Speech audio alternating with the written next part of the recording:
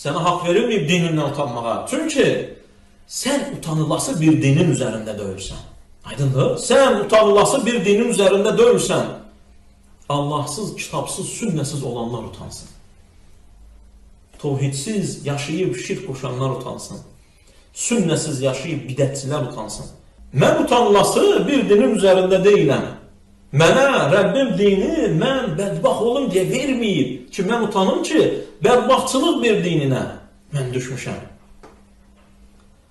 Mə ənzəlnə aleykəl Qur'anə litəşqa. Sən bədbaxt olasan deyə bu Qur'anı indirməmişik sənə. Sən xoşbəxt olasan deyə. Sən utanmayasan deyə.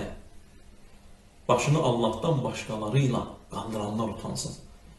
Bütlərin, qəbirlərin, pirlərin, batil, övliyalıq iddia edənlərin bayraqlarını qaldıranlar utansın.